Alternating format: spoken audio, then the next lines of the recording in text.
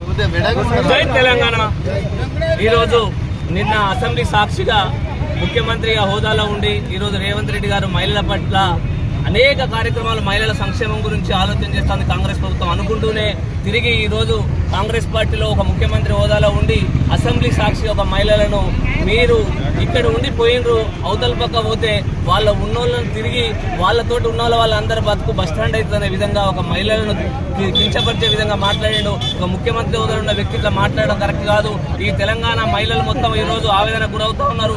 ఉన్నదే మహిళలు 33% రిజర్వేషన్ కావాలి కల్పిస్తామన్నది కాంగ్రెస్ పార్టీ. ఆ రోజు కూడా సోనియా గాంధీ గారు తెలంగాణ బలిదేవత అని కూడా మహిళను ఆ రోజు కాంగ్రెస్ పార్టీలో ఉండి కూడా అతను అవమానపరిచిండు.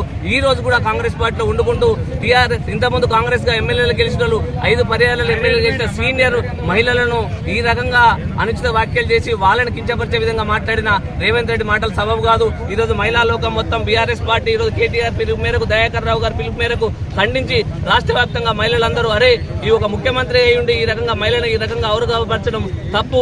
ఈ వ్యవహారం వెంటనే ముఖ్యమంత్రి ఈ విధంగా మాట్లాడిన దానికి క్షమాపణ చెప్పాలి. అక్కడ మహిళలు ఉన్న మా అక్కలు సబితా ఇంద్రారెడ్డి గారికి, లక్ష్మి గారికి, సునీతా లక్ష్మారెడ్డి గారికి మహిళలు వీళ్ళే కాదు ఏ మహిళను అన్నా కూడా తప్పుగా భావించి ఇలాంటి తప్పుడు మాటలు మాట్లాడడం ముఖ్యమంత్రి సమంజసం కాదని ఈ విధంగా వేగం ఈ రోజు నిరసన పార్టీ బిల్లు మేరకు నిరసనకు మేము అందరం కూడా ఒక గౌరవప్రదంగా మహిళలను ఎవరు కూడా ఈ పార్టీ వారు గారు ఏ పార్టీ వారు కూడా మహిళలకు ఇద్దపని పెట్టిన టీఆర్ఎస్ పార్టీ మరియు బీఆర్ఎస్ కేసీఆర్ గారి నాయకత్వంలో దయాకర్ రావు గారి నాయకత్వంలో ఎవరిని కూడా వదిలిపెట్టమని సందర్భంగా తెలియజేసుకుంటూ ఈ అవకాశం ఇది పిలవగానే వచ్చిన పార్టీ శ్రేణులందరూ కూడా పేరు పేరున